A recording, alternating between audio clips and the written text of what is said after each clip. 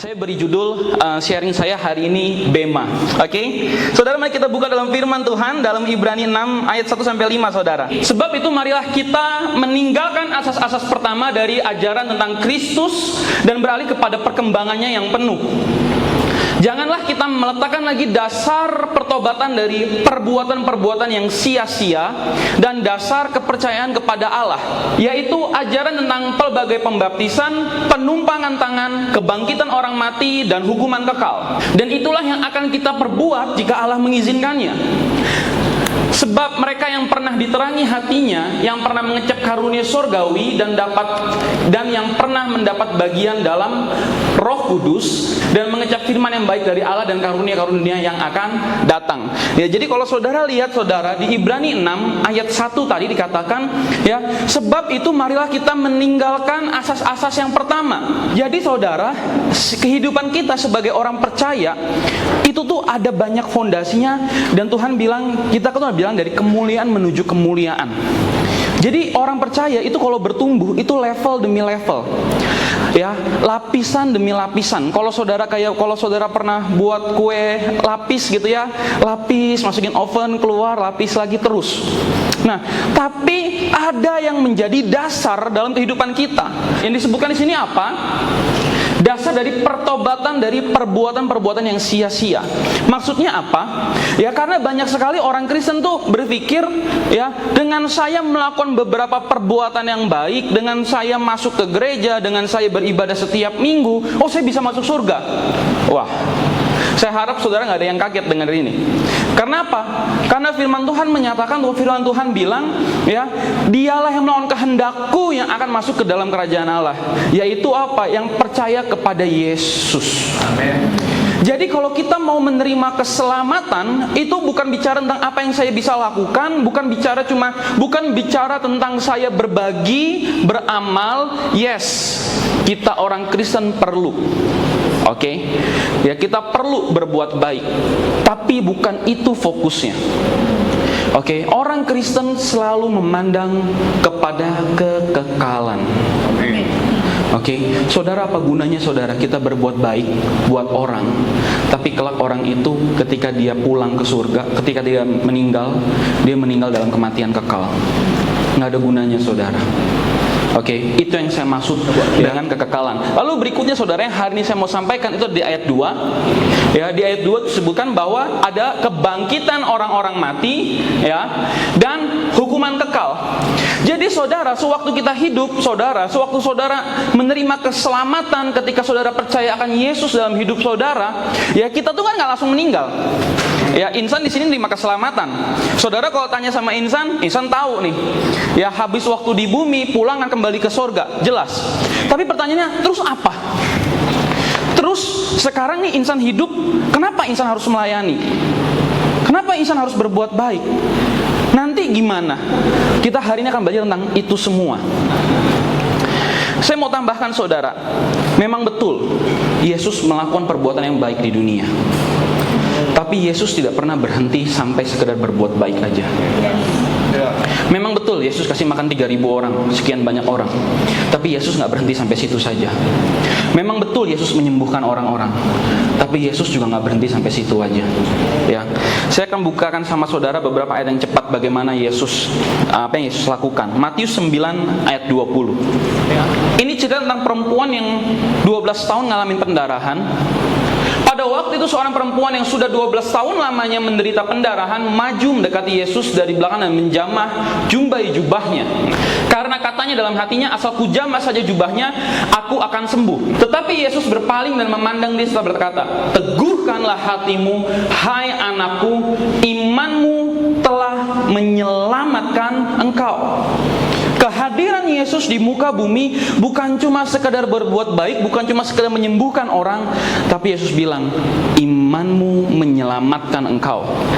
Ya, arti kata menyelamatkan di sini dalam bahasa aslinya itu adalah sozo. Ini adalah arti kata selamat yang sama yang dipakai ketika 10 orang kusta datang, lalu mereka pergi, balik lagi 1. arti katanya sozo itu saudara, itu artinya disembuhkan, diselamatkan dari sakit penyakit, ya, diselamatkan dari kecelakaan. Jadi kalau kita melihat kepada firman Tuhan, bahkan orang percaya itu tidak boleh meninggal karena kecelakaan. Amin. Oke, ya, itu juga termasuk diselamatkan masuk ke dalam kehidupan kekal, pergi ke surga.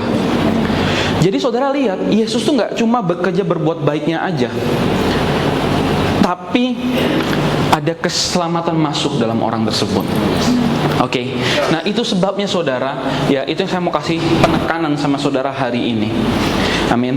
Dan kalau kita ngomong bicara tentang hal yang tidak sia-sia, hal yang dapat menyelamatkan orang, itu artinya semua dari kita semua bisa lakukan. Amin. Amin. Ya. Oke. Nah, berikutnya saudara, tadi dikatakan ada penghukuman kekal. Jadi saudara, apa sih yang terjadi ketika kita semua nih sebagai orang percaya, ya, kita meninggal, atau anggaplah kita panjang umur, kita bisa tinggal sampai hari pengangkatan nanti, ya.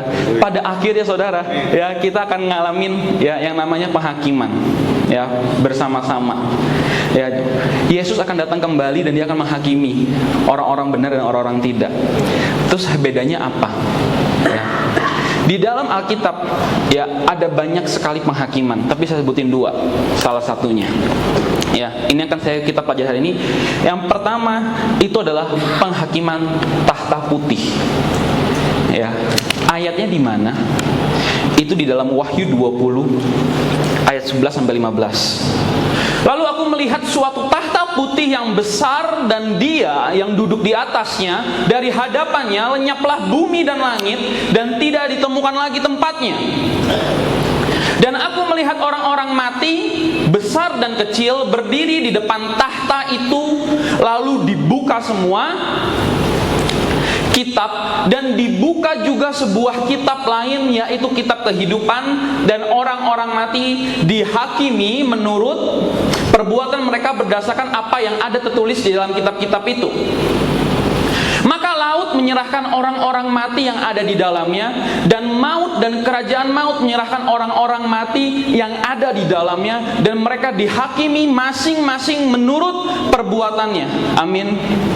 Jadi saudara, ini firman Tuhan bilang saudara, ini pada hari terakhir nanti semua, ya, kita semua nggak ada yang bisa, ya, kita semua nggak ada yang bisa bilang datang ke dalam tahtanya Tuhan bilang, Tuhan saya mau datang sama pemimpin sel saya, nggak bisa. Tuhan saya mau datang sama papa saya, nggak bisa. Tuhan saya mau datang sama pasangan saya, suami saya atau istri saya, nggak bisa. Karena firman Tuhan katakan ini semua akan dihakimi masing-masing, sendiri-sendiri. Jadi kita semua pada akhirnya nanti akan berperkara kepada Allah seorang demi seorang. Ya. Nah, penghakiman yang pertama itu disebut dengan penghakiman tahta putih, saudara. Ya, apa itu penghakiman tahta putih? Di sini ini bicara tentang orang-orang yang hidupnya itu punya Tuhan atau tidak. Orang-orang yang dalam hidupnya yang percaya Yesus atau tidak. Ini penghakiman bukan bicara tentang untuk orang-orang Kristen dan non-Kristen, tapi batasnya adalah kamu punya Yesus nggak dalam hidupmu atau tidak. Ayat 14. Lalu maut dan kerajaan maut itu dilemparkan ke dalam lautan api. Itulah kematian yang kedua, lautan api. Dan setiap orang yang tidak ditemukan namanya tertulis dalam kitab kehidupan itu, ia dilemparkan ke dalam lautan api itu.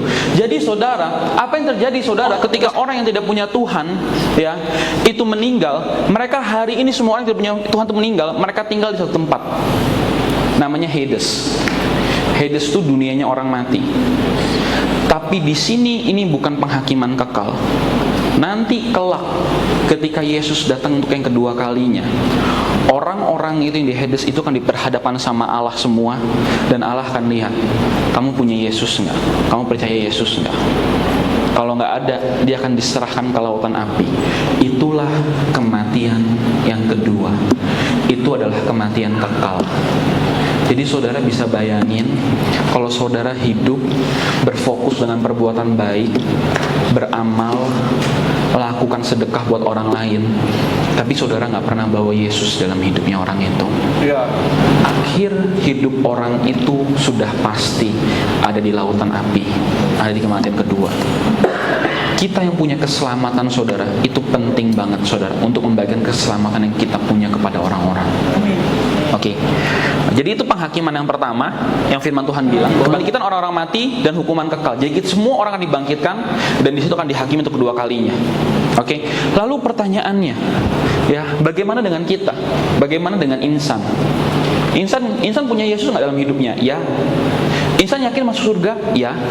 Kalau mati kemana? Saya tahu saya ke surga. Terus penghakiman apa yang insan akan terima? Oke. Saya nanti, kita semua sebagai orang percaya, kita akan diperhadapkan di hadapan tahta Kristus. Ya, namanya bema itu tadi. Apa itu? Apa yang kita akan terima di sana? Ya, kita akan maju dulu. Ya, saudara, pada akhirnya saudara, ya, kita semua orang percaya, nanti kita semua akan diuji di situ. Bema itu bicara tentang kita menerima reward, kita menerima sesuatu dari Tuhan. Saudara tahu nggak sih, saudara yang hari ini sudah diselamatkan, saudara duduk di sini, saudara mengalami sukacita, saudara lihat keluarga saudara dipulihkan, ya, kelak nanti saudara juga akan dapat hal dari Tuhan. Seapa itu yang diterima, itu mahkota. Oke. Ya, seberapa banyak tergantung. Bagi saudara yang sudah diselamatkan, setiap hal yang saudara lakukan itu Allah perhitungkan dan tidak ada yang berlalu begitu saja, berlalu sia-sia di hadapan Tuhan. Oke. Ya, mari kita buka saudara dalam 1 Korintus 3 ayat 10 sampai 15. Sesuai dengan kasih karunia Allah yang dianugerahkan kepadaku, aku sebagai ahli bangunan yang cakap telah meletakkan dasar dan orang lain membangun terus di atasnya. Tetapi tiap-tiap orang harus memperhatikan bagaimana ia harus dibangun di atasnya.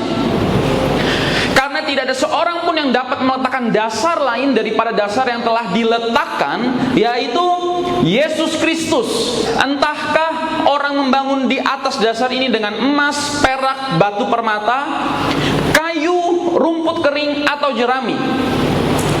Sekali kelak pekerjaan masing-masing orang akan nampak, karena hari Tuhan akan menyatakannya. Sebab ia akan nampak dengan api, dan bagaimana pekerjaan masing-masing orang akan diuji oleh api itu. Jadi pekerjaan yang dibangun seseorang tahan uji, ia akan mendapat upah. Jika pekerjaan yang terbakar, ia akan menderita kerugian, tetapi ia sendiri akan diselamatkan, tetapi seperti dari dalam api. Saudara, pertanyaannya, kenapa orang tersebut diselamatkan? Karena dia punya Tuhan. Ingat, ya. Jadi saudara, 1 Korintus ini firman Tuhan yang ditulis sama Paulus. Jadi Paulus tuh ngomong sama jemaat di Korintus, saya ini ahli bangunan, saya taruh dasar ya sama kalian semua jemaat. Dasar yang saya taruh itu apa? Yesus Kristus. Tapi nanti kelak, kalau saya pergi ke kota lain, akan ada orang lain yang melayani saudara. Orang itu akan membangun terus di atasnya. Dan dasar dari orang tersebut membangun hidup jemaat sekalian, itu adalah Yesus Kristus. Setelahnya, mereka akan membangun dengan apa? Itu tergantung. Jadi kalau dalam bahasa sehari-hari, mungkin Pastor Eng atau Insan, kami di sini bisa naruh dasar tentang siapa tuh Yesus, dan saudara bisa menerima Yesus sebagai juru selamat saudara. Saudara diselamatkan, itu dasar. Tapi buat saudara yang masuk dalam anggota sel, pemimpin sel saudara, dan saudara sendiri dalam hidup saudara, itu yang menentukan dengan apa saudara membangun di atas keselamatan itu. Mungkin di sini saudara ada yang sudah berjemaat 10 tahun, 15 tahun. Mungkin di sini saudara ada yang pernah dilayani langsung sama Pastef. Pastef yang taruh dasar buat kita, Yesus Kristus. Tapi saudara sendiri, ya, dan juga orang lain, salah satunya pemimpin sel, otoritas yang Allah taruh dalam hidup kita, itu akan meneruskan pembangunannya itu. Nah, masalahnya waktu kita membangun sesuatu dalam hidup kita, sewaktu kita ikut Tuhan, itu kita punya dua materi besar. Yang satu barang-barang yang berharga, yang satu barang-barang yang gampang hancur. Jadi dari 6 hal yang disebutkan itu, ada emas, perak, dan batu permata, itu menjadi satu bagian. Itu bicara tentang perbuatan yang membawa kekekalan. Lalu kayu, jerami, dan rumput kering, itu bicara apa? Itu bicara tentang perbuatan yang sia-sia. Apa Apa sih contohnya kalau saya ini membangun hidup saya dengan emas, perak, dan batu permata? Kalau saudara masuk dalam panggilan Tuhan, kalau saudara Allah taruh untuk memimpin sel grup, itu bagaimana saudara membangun? Kalau saudara Allah berikan saudara bakat untuk bermain musik, untuk bisa melayani Tuhan, itu yang Allah perhitungkan dalam hidup saudara. Jadi setiap orang punya kesempatan membangun dengan emas, perak, dan batu permata, tapi bentuknya macam-macam. Buat Pastor Eng, karena Pastor Eng gembala lokal kita, ya, apa tuh emas, perak, dan batu permata buat Pastor Eng? Ketika Pastor Eng mulai melayani, mulai menggembalakan kita semua di sini. Buat Kak Lina yang hari ini worship leader, apa itu emas, perak, dan batu permata bagi Kak Lina? Ketika Kak Lina mulai melayani di depan. Saudara, hari ini saudara, orang-orang yang melayani tim musik, bahkan asyir sekalipun, saudara harus tahu, apa yang saudara lakukan, itu Allah perhitungkan. Amin. Jadi kita perlu punya hati yang setia. Kita nggak bisa datang, udah bosen nih latihan musik, udah bosen nih tiap minggu, nggak ada orang yang maju, saya lagi worship leadernya. Saudara harus tahu, buat saudara yang melayani tim musik, Allah perhitungkan itu semua. Buat saudara yang melayani di asyir, Allah perhitungkan itu semua. Itu bicara tentang apa yang Allah mau untuk kita lakukan. Lalu berikutnya, apa itu kayu, jerami, dan rumput kering? Itu semua bicara tentang perbuatan yang sifatnya temporer. Oke? Sifatnya temporer itu apa? Sebagai orang Kristen sudah diselamatkan, sekedar aduh kasihan banget ya, ada orang ini, saya mau bantuin dia deh, saya mau support dia deh untuk dia bisa sekolah, untuk dia bisa makan, saya lakuin. Tapi waktu saya selesai ngelakuin itu, saya nggak bawa Yesus ke dalam hidup orang itu. Itu semua berlalu begitu aja saudara, sia-sia. Orang tersebut tidak akan terima Tuhan, dan saudara cuma sekedar ngebuang uang saudara, ya, tanpa ngeliat keselamatan masuk dalam hidup orang itu. Tapi boleh nggak saudara bantu? Ya boleh lah, masa nggak boleh? Tapi bukan itu yang menjadi fokus kita. Fokus kita itu saudara selalu bicara tentang apa yang Allah mau saya bangun, apa yang Allah mau saya lakukan. Saudara mungkin melayani di JMC, ya ngedit, waduh ya ampun, insan ngedit itu ampun, capeknya, panjangnya. Tapi kalau Allah taruh di situ, Allah perhitungkan itu semua. Kalau saudara Allah taruh dalam hati saudara, ya, kerinduan untuk bawakan keselamatan buat keluarga saudara, kerjakan itu, karena Allah perhitungkan. Itu yang penting saudara. Oke? Nah jadi saudara, kita semua ini punya kesempatan untuk membangun, ya. Dan juga nggak banyak orang-orang Kristen atau orang-orang percaya udah ngalamin Tuhan, sudah menerima keselamatan, dan dia puas dengan hidupnya, ya semua berkecukupan, ya sudahlah, hari lewat-lewat aja lah, nggak usah aneh-aneh lah, gitu. Besok kerja, akhir bulan dapat gaji, enakin, reward, self reward, beli sesuatu, udah deh jalan aja hidupnya, tapi nggak pernah mikirin untuk pergi misi. Sementara Tuhan panggil dia, kamu harus pergi misi. Orang yang seperti itu adalah orang yang hanya membangun hidupnya untuk kesia-siaan, berlalu aja begitu, gak ada apa-apa. Kita gak mau itu saudara, ya. Terus apa dasar firman-Nya? Ya, berikutnya di dalam 1 Petrus 1 ayat 24. Sebab semua yang hidup adalah seperti rumput, dan segala kemuliaannya seperti bunga rumput. Rumput menjadi kering dan bunga gugur. Wow, saudara, ini ayat ini saya suka banget. Oke, kenapa? Ya, pertama ayat ini mengkonfirmasi apa yang tadi 1 Korintus itu katakan.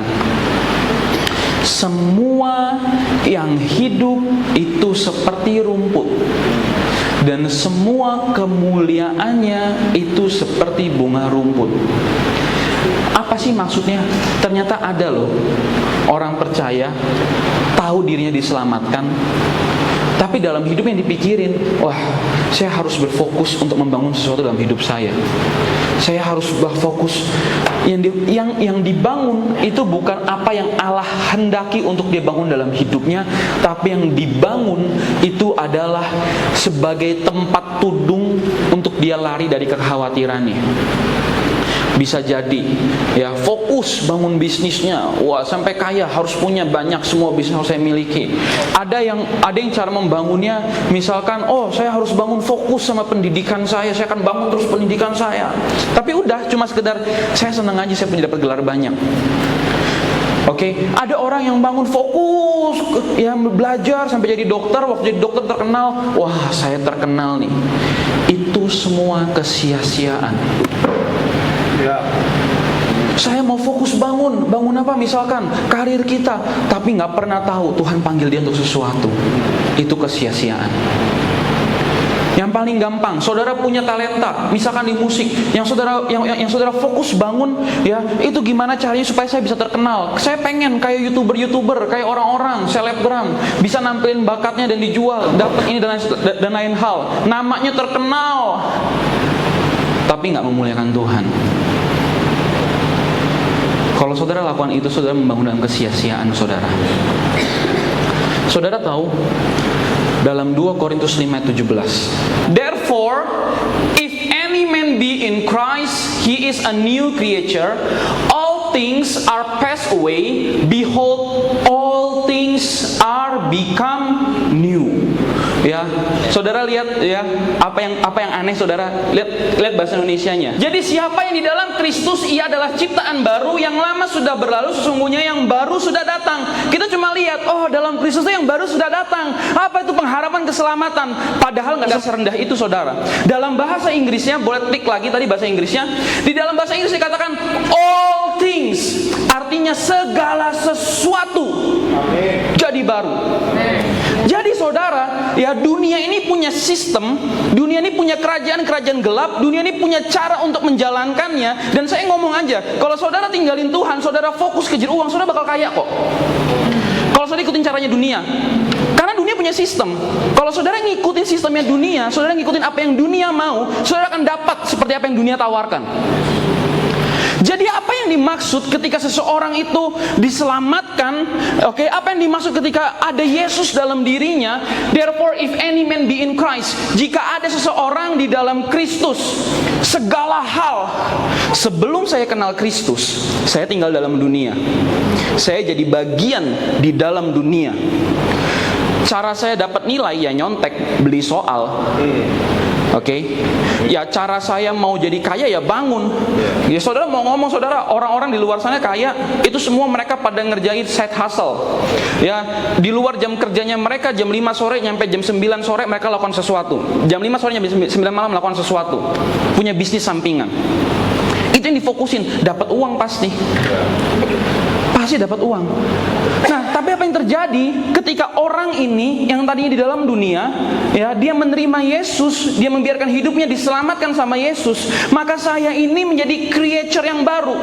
Saya menjadi ciptaan yang baru. Semuanya tuh di sini tuh berbeda. Apa yang Allah mau, bagaimana caranya, semua sistemnya itu berbeda.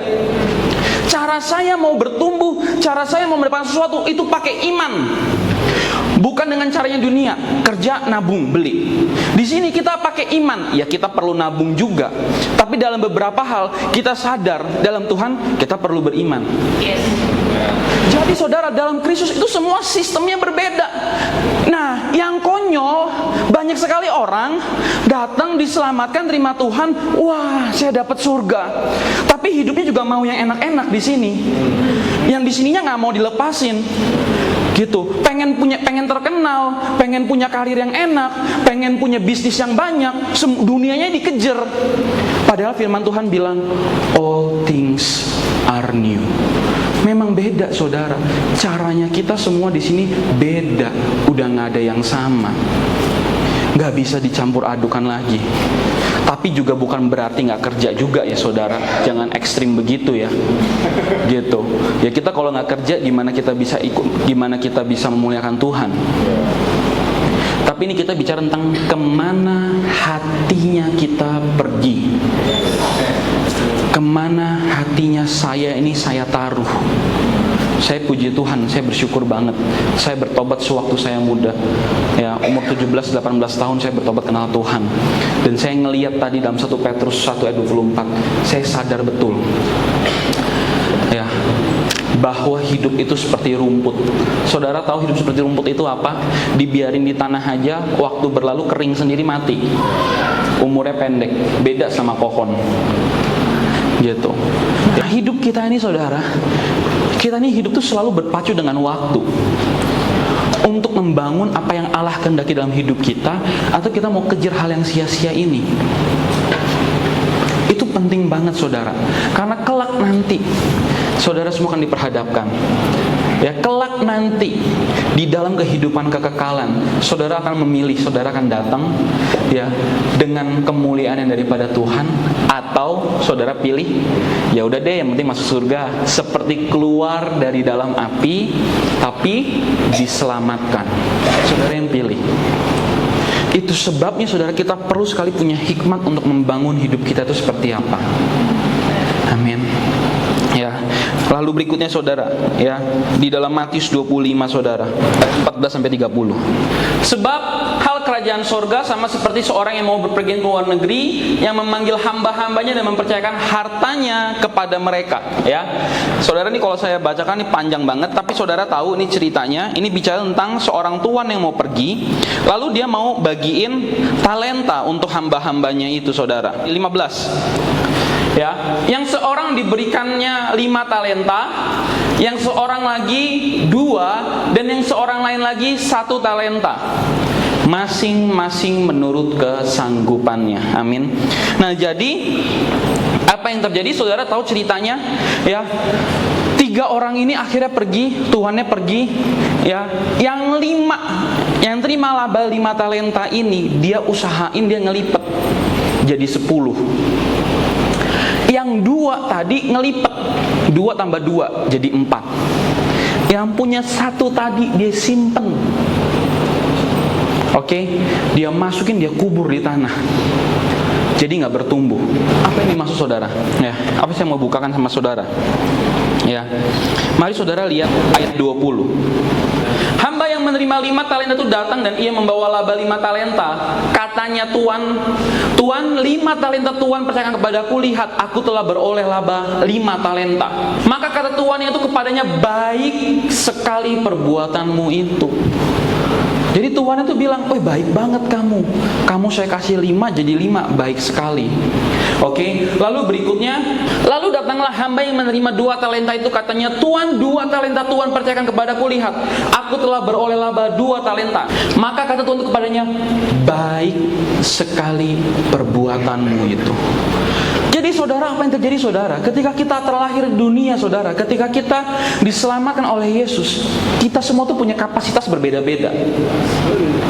Ada orang yang punya kapasitasnya 5, ada orang yang punya kapasitasnya 2, ada orang yang punya kapasitasnya 1. Yang 5 jadi 5, ngelipet tuh jadi 10. Secara jumlah ya, nambah 5. Tuhannya bilang, baik sekali kamu. Yang 2 nambahnya 2, tapi Tuhan juga bilang, baik sekali kamu. Saudara ngelihat di sini, yang ini ngelipet 5, yang ini ngelipet nambah 2. Tapi Tuhannya bilang sama kedua-duanya ini, baik sekali kalian ini, dua-duanya. Jadi apa saudara? Setiap kita tuh punya kapasitas. Dan kita tuh gak perlu minder dengan orang lain yang Allah percayakan lebih. Setiap kita itu punya posnya masing-masing. Setiap kita Allah percayakan dan panggil sesuatu untuk membangun dalam hidupnya, untuk membangun kemuliaan Allah dalam hidupnya, itu berbeda-beda. Jadi ya kita jangan minder. Yang dapat 2, aduh saya minder cuma jadi 4. Yang itu 5, dia diem aja tetap 5. Saya yang 2 udah kerja setengah mati baru jadi 4, masih kalah sama dia. Cara Allah menghitung dan menghakimi kita itu berbeda saudara. Allah melihat seluruh hatinya kita. Itu yang Allah perhitungkan. Tapi yang Allah gak bisa terima itu orang yang memendam semua potensinya. yang udah punya satu disimpan lagi, nggak mau dikerjain apa-apa. Ya, firman Tuhan katakan di ayat berikutnya, saudara, kalau saudara lihat nanti ya di rumah, kamu tuh hamba yang jahat. Dia berurusan pribadi. Gitu. Dia bahkan Allah bilang, kamu ngomongin saya jahat, saya ngambil laba di tempat saya nggak menabur, ya, tapi kamu sendiri udah terima, kamu diem, kamu simpen, kamu juga jahat. Kita semua kelak nanti pada hari penghakiman, saudara, kita nggak bisa lari. Hari ini, saudara, lebih dari sekedar perbuatan baik yang kita pikirin yang kita bisa lakukan. Coba saudara lihat, saudara renungkan dalam hidup saudara. Apakah Allah taruh sesuatu dalam hidupmu untuk engkau bisa pakai itu untuk perluas kerajaannya di dunia? Di luar sana, saudara, ya, ada salah satu bisnismen di Indonesia kaya banget. Ya, dia bilang, saya harus bekerja lebih giat, saya harus mengembangkan bisnis saya, karena ini cara saya bisa memberkati Indonesia untuk membawa kemuliaan Tuhan bagi Indonesia. Jadi dia kerja dapat uangnya itu diinvestasikan buat kerajaan Allah. Saudara, kalau saudara ngelihat saudara ke dalam hidup kita masing-masing, saudara, Allah taruh potensi dalam hidup kita. Pribadi lepas pribadi, Allah kasih hikmat dalam hidup kita, pribadi lepas pribadi. Dan itu adalah hal yang Allah ingin kembangkan untuk membawa kerajaan. Ya, bukan cuma sekedar lewat begitu aja hidupnya. Ya, saya sekarang kalau ngeliat anak-anak muda gitu ya, aduh, kadang cita-citanya apa? Simple, pengen jadi gamer. Ya, dia nggak tahu hidupnya kelak. Ya, hari ini kalau insan ngomong nih buat yang masih SMA, masih SMP, ya, kalian ngerasa sekarang kan bukan apa-apa, tapi 5 tahun lagi dari sekarang kalian akan masuk perguruan tinggi. 7 tahun dari sekarang kalian akan bekerja, atau kalian akan masuk ke marketplace, masuk ke tempat dunia bekerja. 10 tahun dari sekarang mungkin Tuhan percayakan kalian lebih menjadi pemimpin. Dan Allah akan tanya, dari apa yang kamu punya itu, apakah kamu akan pakai itu untuk kemuliaan Tuhan atau enggak? Atau kamu sekedar bangun, wah hidup saya, wah saya menang lomba, dari satu lomba ke lomba yang lain, saya senang, and then ya sudah. Yeremia 17 ayat 10. Aku Tuhan yang menyelidiki hati, yang menguji batin untuk memberi balasan kepada setiap orang setimpal dengan tingkah langkahnya, setimpal dengan hasil perbuatannya. Firman Tuhan katakan, aku Tuhan yang akan menyelidiki hati, yang menguji batin. Saudara, hari selama saudara hidup, saudara masuk ke dalam sel grup pemimpin, saudara mau bantu saudara bangun dengan emas, perak, dan batu permata. Mungkin saudara sini ada yang dimuridkan, ya, pemurid saudara ajarin saudara hikmat, ini lo caranya ikut Tuhan, ini lo caranya membangun dengan emas, perak, dan batu permata. Tapi saudara nggak lakukan, saudara punya alasan A, B, C, D, E, F, G. Pemurid saudara mungkin nggak tahu. Tapi kelak nanti, saudara akan berurusan dengan Allah. Apa yang saudara lakukan, atau bahkan yang dalam hidup saudara membawa pengaruh buruk bagi orang-orang lain, saudara akan berurusan dengan Allah itu sendiri. Itu gak main-main, saudara. Kita bisa ngomong sama pastor kita, sorry pastor, ya saya gini. Ya, kita bisa beralasan, kita bisa buat excuse. Ya, kita bisa ngada-ngada alasan. Ya, pastor, pemurid, atau pemimpin sel saudara nggak tahu, tapi saudara kelak nanti di hadapan Allah, kita nggak bisa bohong, kita nggak bisa lari. Ya, amin. Ya, di dalam 2 Korintus 5 ayat 10. Sebab kita semua harus menghadap tahta pengadilan Kristus, supaya setiap orang memperoleh apa yang patut diterimanya, sesuai dengan yang dilakukan dalam hidupnya ini, baik ataupun jahat. Jadi saudara, boleh buka bahasa Inggrisnya. For we must all appear before the judgment seat of Christ. Jadi tahta atau seat itu, ya, itu dalam bahasa aslinya itu artinya bema. B-E-M-A. Bema itu apa sih, saudara? Ya, bema itu, saudara, kalau saudara ngelihat lomba balapan MotoGP, pada akhir balapan ada 3 orang yang naik podium. 3 podium itu bema. Tahta pengadilan Kristus itu buat kita orang percaya, buat kita orang yang sudah diselamatkan. Oke, ini buat insan. Kalau saya tahu saya diselamatkan, saya masuk surga, kelak nanti saya akan menghadap tahta pengadilan Kristus. Di situ kita akan berhadapan, dan Tuhan akan tanya, insan, kamu setia nggak dengan apa yang saya sampaikan sama kamu? Insan, kamu setia nggak dengan segala kebenaran firman yang kamu sudah tahu? Apakah kamu bagikan itu ke orang lain atau tidak? Ya, mungkin ya ada orang lain lagi, ya seorang pemusik, kamu setia nggak dengan talenta bermain gitar yang saya kasih sama kamu? Apakah kamu pakai itu membangun kemuliaan kerjaan saya atau enggak? Kita semua akan masuk menghadap tahta pengadilan Kristus. Di sini semua hal yang kita bangun itu akan diuji. Dan di sini kita akan menerima mahkota itu. Atau kalau kita nggak ngelakuin apa-apa, cuma diselamatkan, atau hidupnya kompromi, diselamatkan sih tapi hidupnya kompromi, gitu, main-main, nggak setia, dipercayain untuk ke kampus nggak ke kampus, dipercayain untuk sekolah nggak sekolah, dipercayain untuk sejumlah uangnya nggak dipertanggungjawabkan. Kita semua di sini ngelewat. Masuk surga nggak masuk. Ya, tapi kayak orang kebakar, nggak dapat apa-apa. Ya, boleh buka lagi ayatnya. For we must all appear before the judgment seat of the judgment seat of Christ, that everyone may receive the thing done in his body according to that he had done, whether it be good or bad.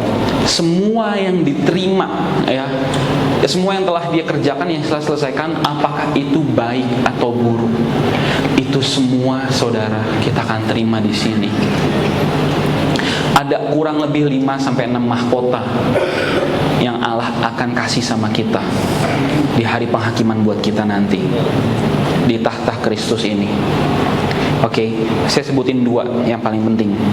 Di dalam 1 Korintus 15 ayat 40-42. Ada tubuh sorgawi, ada tubuh duniawi. Tetapi kemuliaan tubuh sorgawi lain daripada kemuliaan tubuh duniawi. Jadi saudara, ya ini tubuh duniawi nih. Kalau saudara sentil tangan saudara ngerasa sakit, itu tubuh duniawi. Tapi kelak nanti, ya kita akan menerima tubuh sorgawi. Ada tubuh duniawi, ada tubuh sorgawi, kemuliaannya tuh berbeda. Oke, ya ayat 41, kemuliaan matahari lain daripada kemuliaan bulan, dan kemuliaan bulan lain daripada kemuliaan bintang-bintang, dan kemuliaan bintang-bintang yang satu berbeda dengan kemuliaan bintang yang lain. Jadi saudara, di ayat ini Paulus mau kasih kita perbandingan, antara kita semua, ya, dengan benda-benda di langit.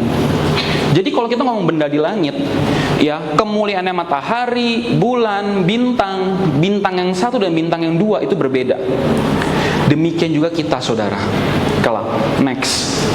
Demikian pula halnya dengan kebangkitan orang mati, ditaburkan dalam kebinasaan, dibangkitkan dalam ketidakbinasaan.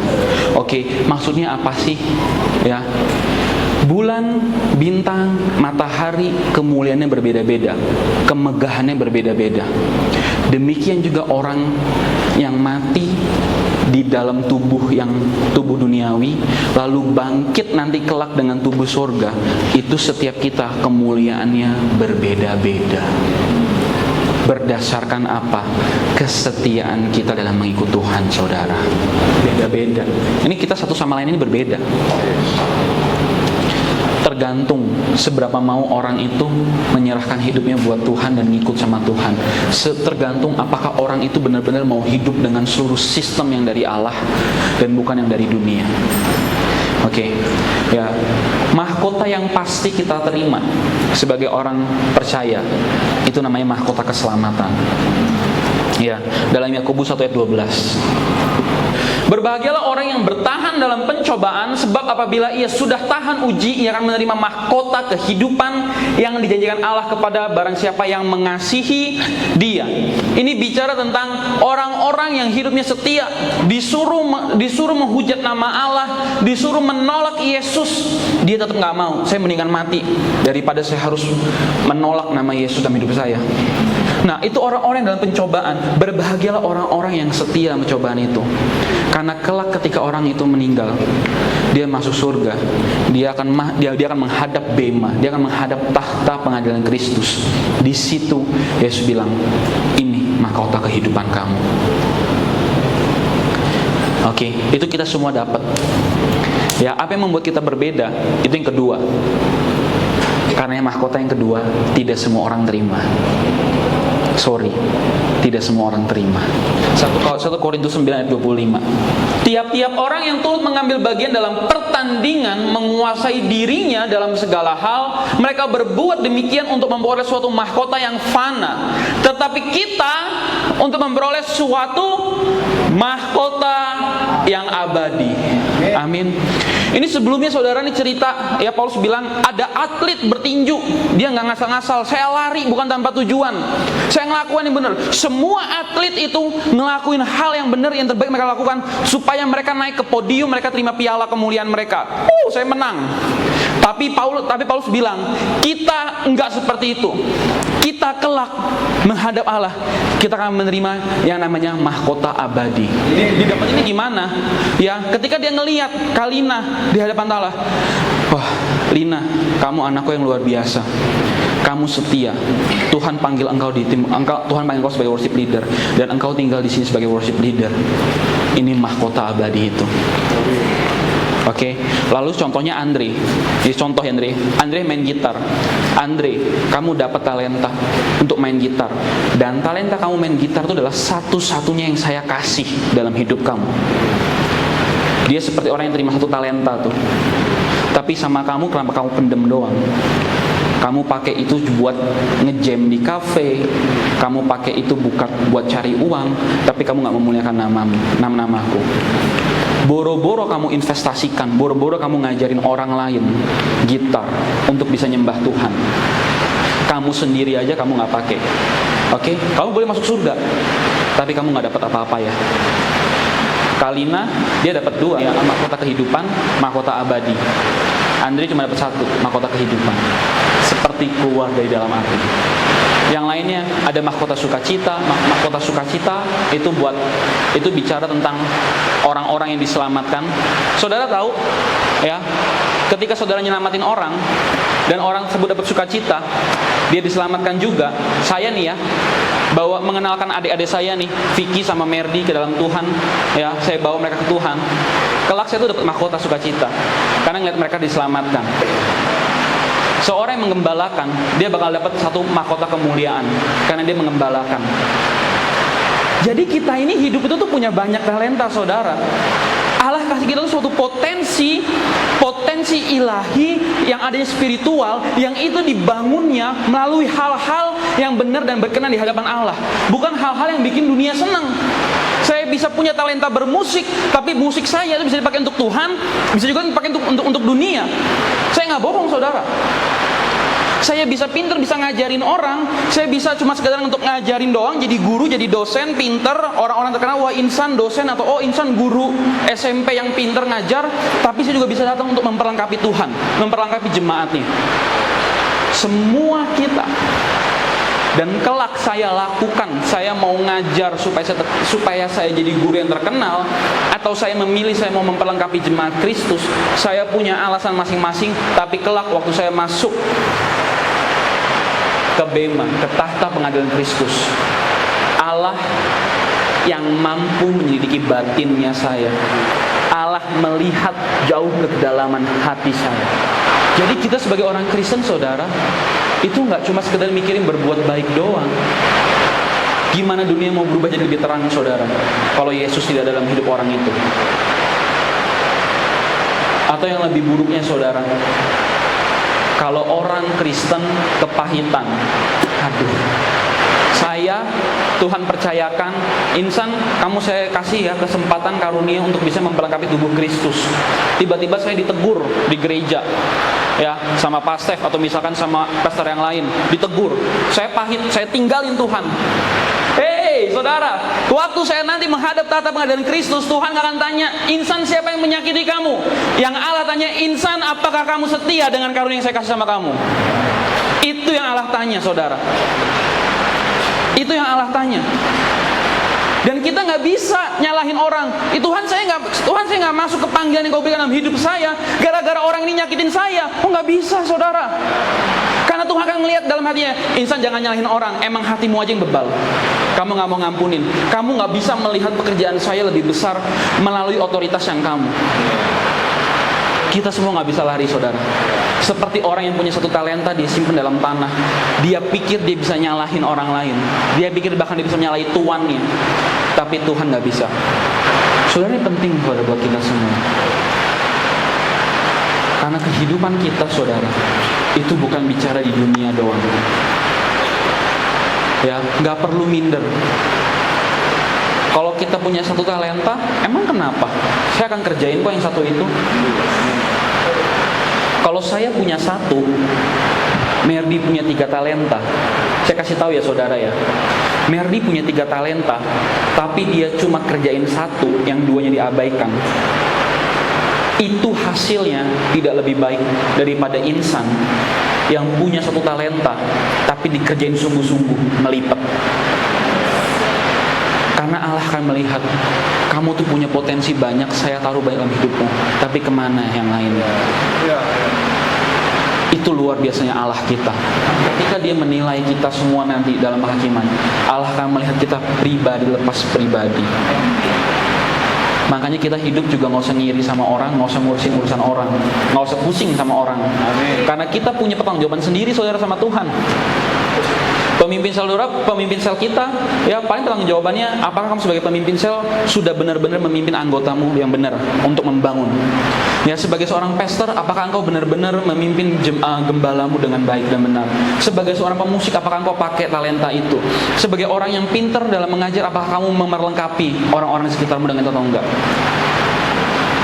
Amin.